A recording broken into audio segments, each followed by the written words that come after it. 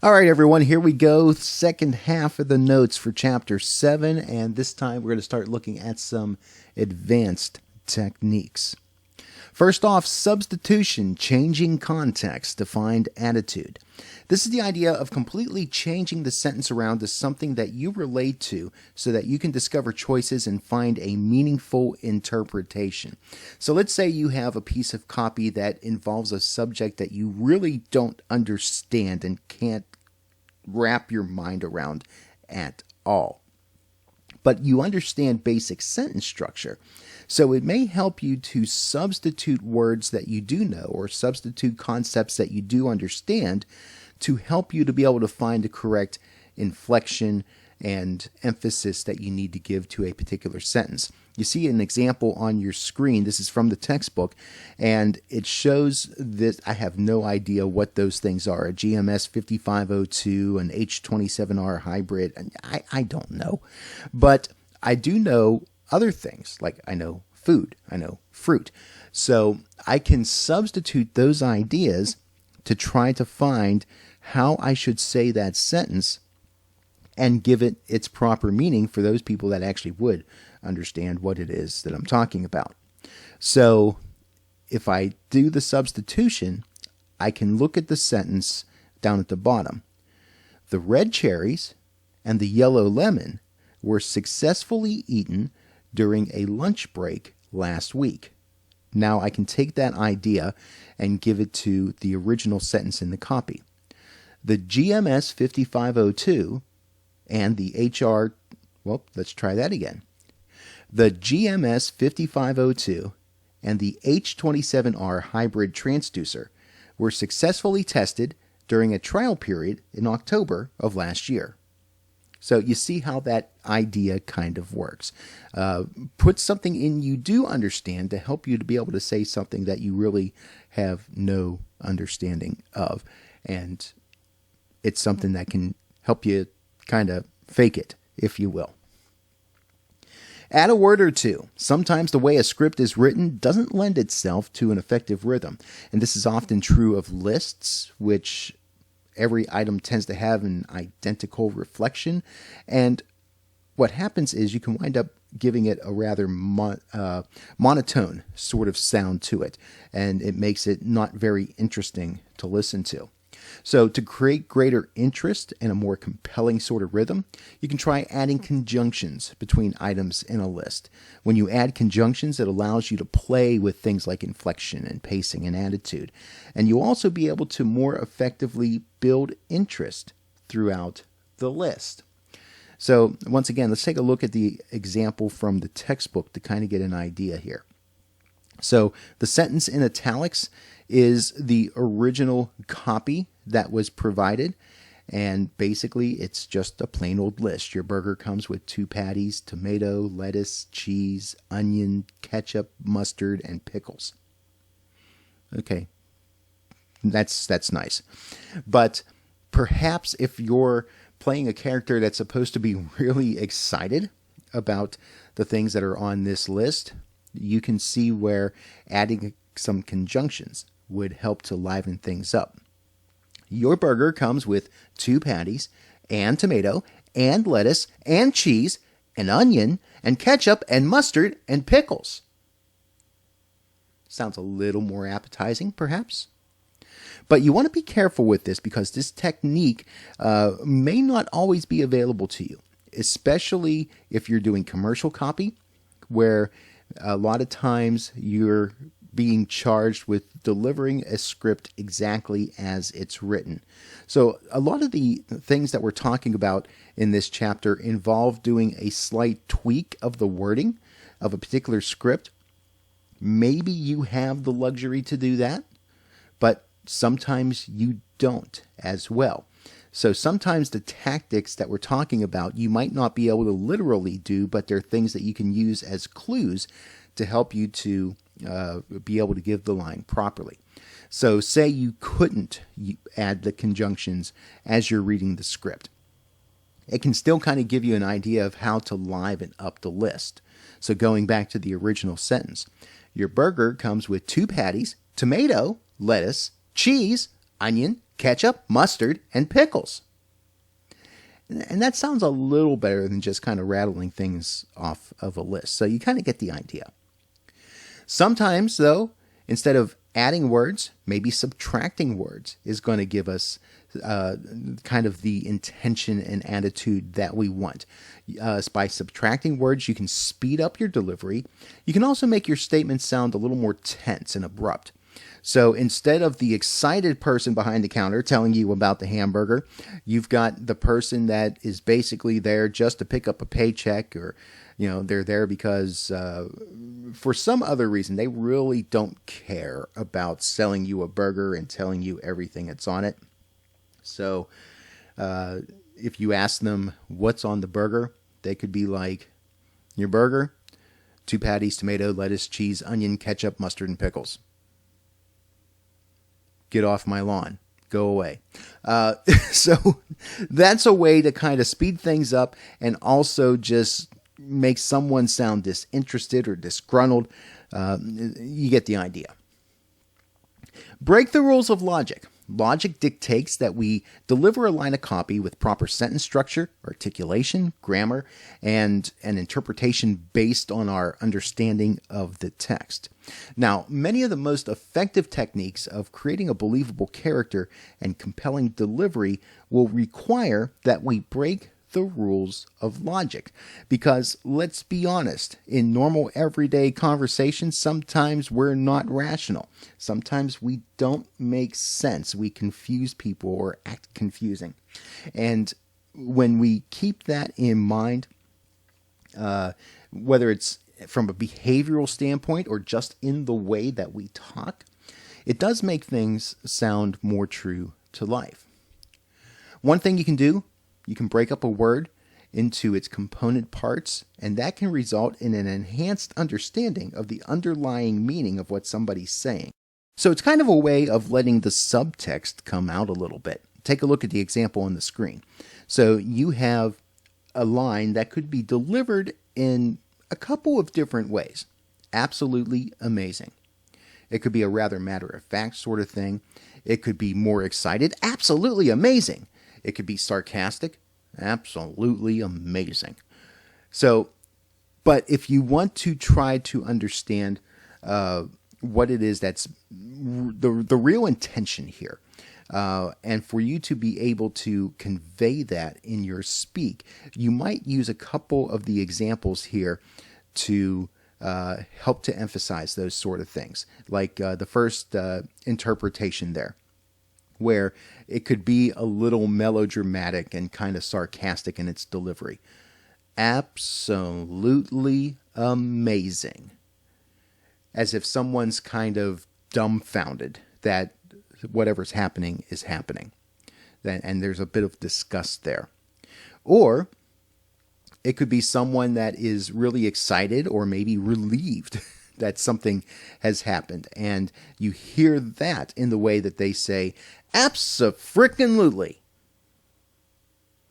So, again, it's the idea of trying to convey the meaning of what you're saying and using some of these tools to help you to be able to bring that out and have it come to life.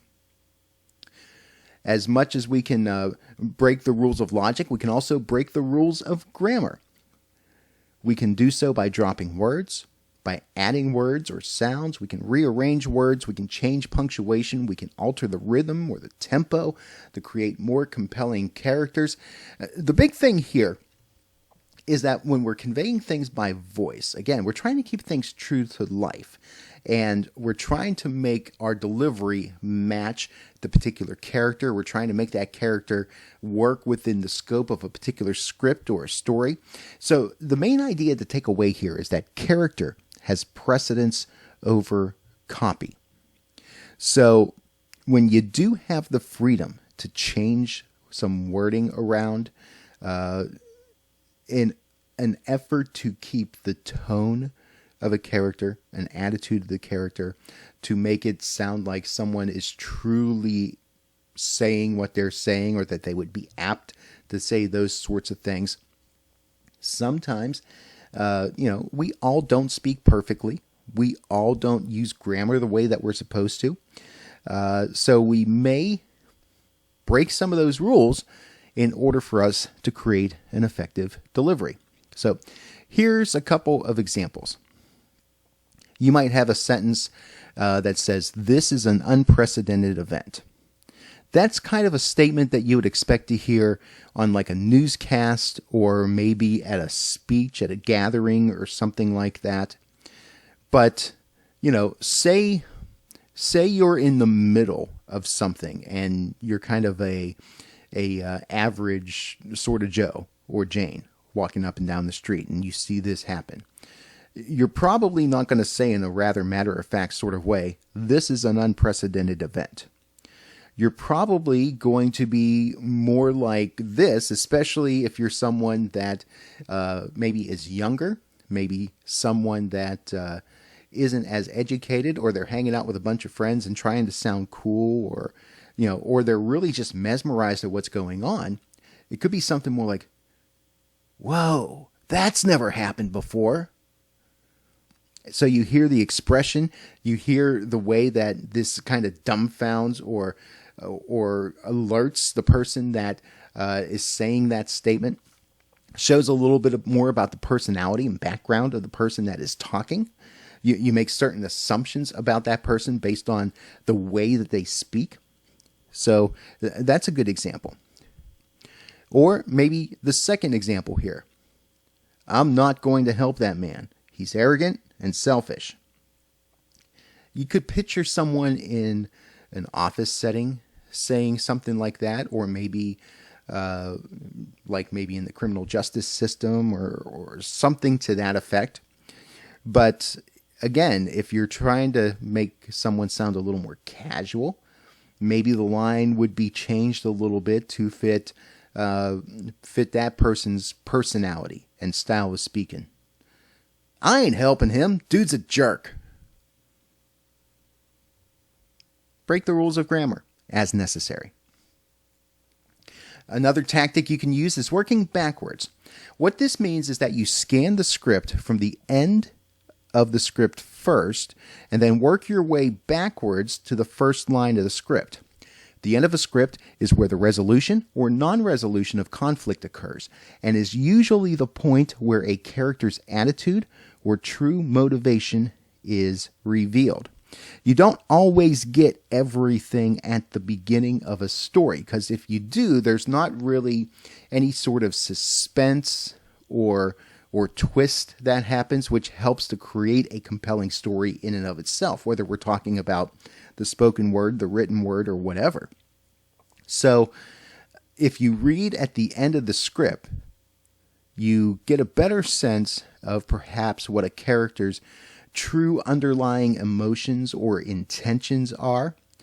And for you as the voice actor, that's going to help you to make better choices about the way that you approach a certain read.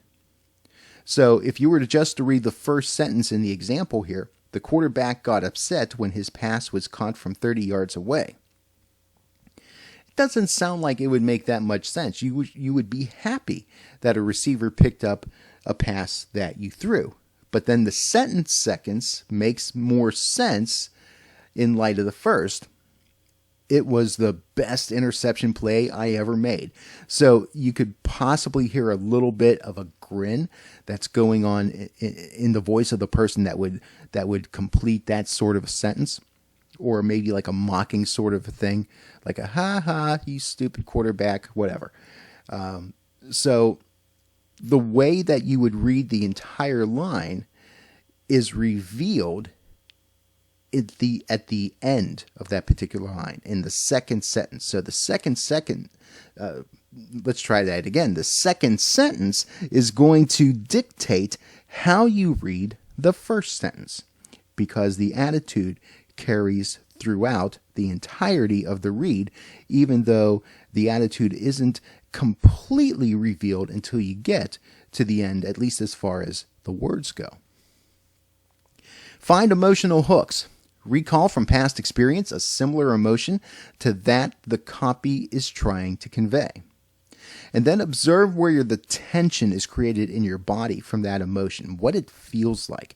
And you can hold that sensation as you deliver that copy and speak from that place. This is something that you want to use with a little bit of caution, especially if you're one that tends to be a little more emotional in normal everyday life, or if you're one that's prone to anxiety. You want to be careful when using this, especially when you're dealing with sensitive materials that may cause you to get to a certain place, because we don't necessarily want people to make themselves physically sick in the course of doing voiceover. But there is that idea that if you're reading something that makes you sad, think about something that made you sad so that you can kind of channel that sadness as you read that copy. Same thing if something makes you excited or happy or angry. And as you think about those mentally, you also kind of notice that your body is going to react in certain ways as well. It's going to tense up. It's going to relax. You're going to feel stresses in a certain way. And those things can help you in your vocal delivery of lines. Memorize the first line. Memorizing the first few lines allows you to internalize the words, context, and interpretation of a piece of copy. Memorizing also makes it easier to stay in character and sustain attitude throughout your performance. As a matter of fact, one of the things that is going to be helpful for you is as you are reading copy, if you are able to read in your mind a sentence or two or three before the lines that you're actually reading out loud, it's going to help prepare you for what is coming up and get you in that place where you can deliver those lines with the most effective inflection, emphasis, emotion, attitude that you need to have for them. So memorizing the first line is kind of an aspect of that, where if you already have that in your head and you know how you want to deliver the line, and it just kind of comes out of you innately, and you don't necessarily need to look at the script or the paper or the screen to cue you on that. It's going to be a much more of a natural flow for you to be able to deliver that line. Read it with an accent. Reading with an accent will unlock possibilities that you may not have thought about otherwise. See what I did there? Did you like that? I thought it was pretty cool. You may discover a word or phrase that will give you a clue as to a different accent or tone of voice that will work for your delivery. Think about in Chapter 6 when we did the lab for that chapter. And there was the one line where you were reading about the food, the crispy duck lumpia, basil scented prawns, and when you gave emphasis to the beginning consonant sounds in those words, it made those flavors kind of pop, and it made it sound like you were rather passionate about crispy duck lumpia. That's one aspect of what we're talking about here. Sometimes, as well, the way that accents work is that sometimes they will have different inflections on words, or there may be stresses on different syllables, that even if you don't use the accent while you're delivering your line, practicing with an accent may give you a sense that, hey, if I mispronounce a word in a particular way, it can add a little bit of something to a script and show a little bit of personality or show an intelligence level that may be perceived or not perceived. Those sorts of things. So it very much could be a tool that you use to help you to be able to find something, to find a way to say something that you hadn't thought about otherwise that can be very effective in the delivery of your lines. Use music as an interpretation. Find a piece of music that fits the mood, the tone, the energy of a script. It can give you additional ideas or inspire a new interpretation as you do so. Now, one of the things you want to do as much as possible is to match your delivery to the mood, the tempo, the rhythm, the tone of the music, and then rehearse your script without the music, keeping in mind the things that the music kind of inspired you to do. Now, there's different tactics that you can use here. Many times, especially in commercial production, we try to find a piece of instrumental music that will kind of fit the appropriate mood or tone of a commercial to help to kind of carry the message along. Sometimes, though, it might be helpful to find a piece of music that kind of is counterintuitive to the words on a script to help you to be able to find a different interpretation or to create a certain amount of shock value, kind of creating that interrupt in a rather strange sort of way. So, be careful about that. Be sure of your intentions. But, if you're one of those that thinks musically, this may be something that would help you. Using props, sometimes holding something physical in your hands that represents the item that you are talking about, helps to create reality of the moment. This is kind of an extension of using your body language to help you to be able to deliver lines.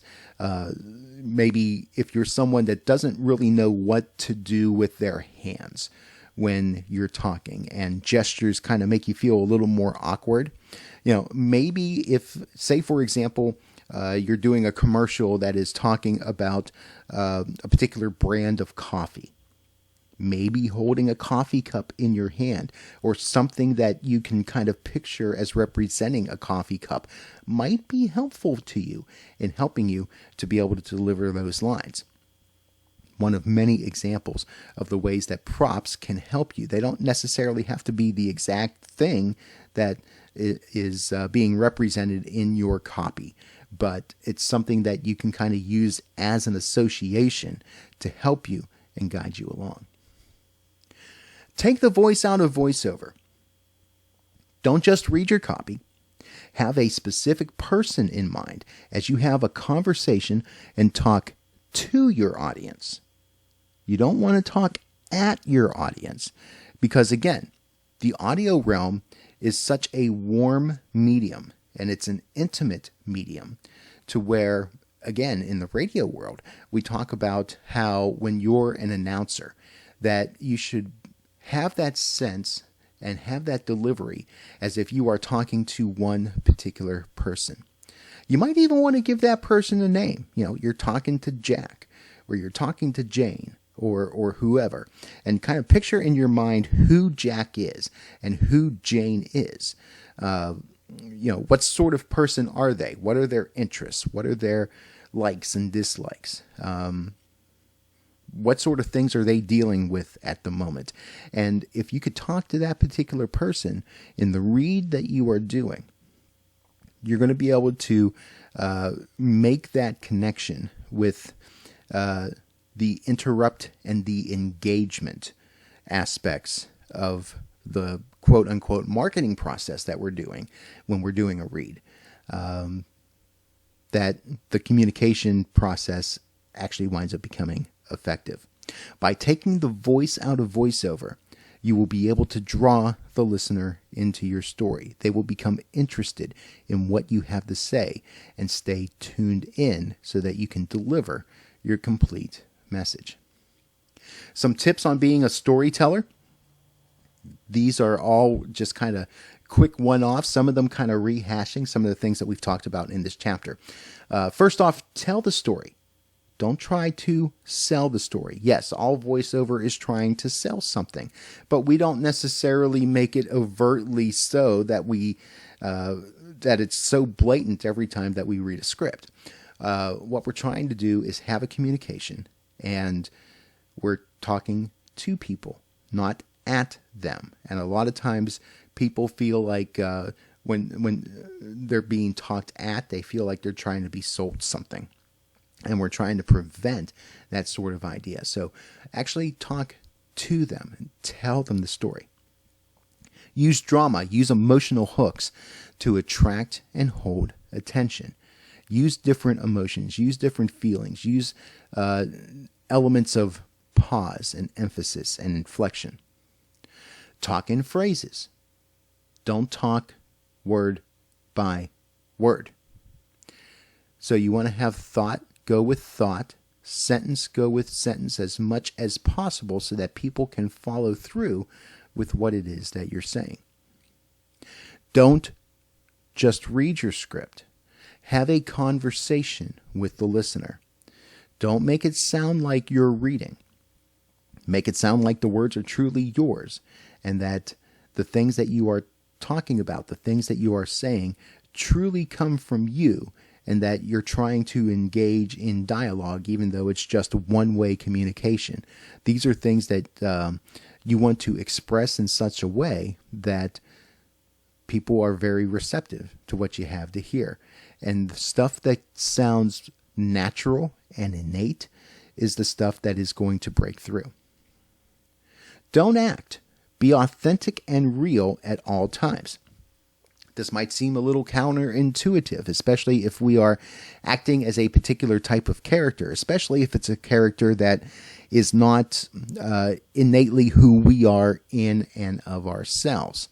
But we're trying to create that suspension of disbelief in ourselves to where we kind of step into the character and we allow the character to overtake us as we are doing our performance, so that it does become more real, not just to the listener, but to us as we're doing it as well. Let the context and the subtext of the copy determine your dynamics. Understand what you are saying in light of the rest of your read. Understand what you are saying in light of the rest of the script as a whole. Understand what you're feeling and what you're thinking, including the stuff that you're not necessarily speaking. So the stuff that you're not saying is also controlling how you do a particular read. Talk out loud to yourself to find hidden treasures in your delivery. Again, you don't want to do these things silently. You don't want to practice just in your head. Vocalize it so that you hear what it sounds like, and you hear certain things that might catch your attention as to how people would respond to what you are saying. Experiment with different attitudes, inflections, and emotions. A lot of times the first thought that we have is usually going to be a pretty good one, but there might be something that we hadn't initially thought of that could become much more effective. So it's okay to do a little trial and error and try out a couple of different things to see what works best. Take out the punctuation marks in the script to make the copy flow more naturally and conversationally.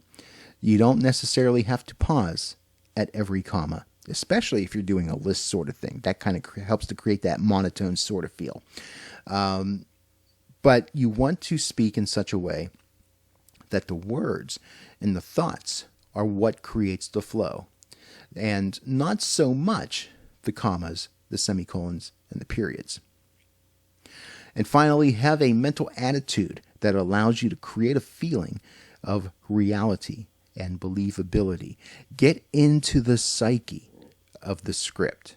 Understand the feelings and emotions.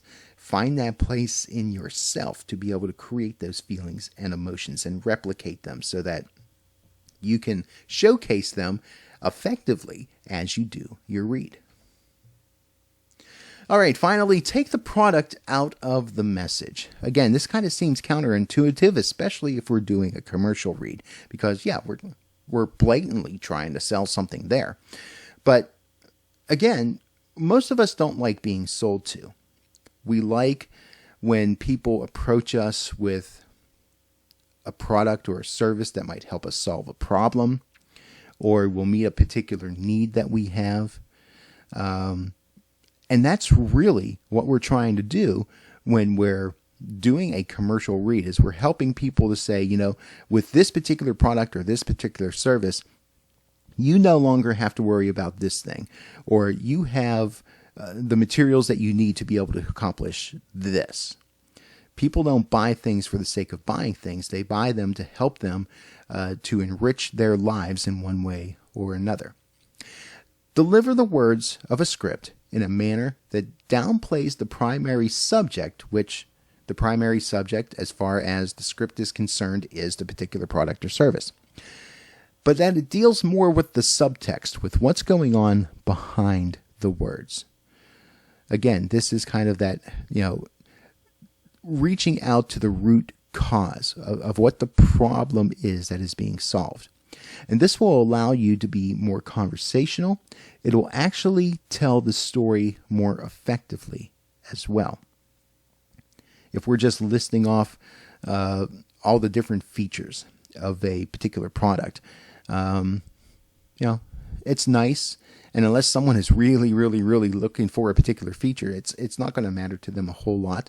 But if you talk about the different features in an emotional sort of way, that helps to create a connection with somebody, someone that really needs the convenience of that particular aspect of something, or something that is just so innovative, where it talks about how far advanced that this particular feature is compared to other things that are out there.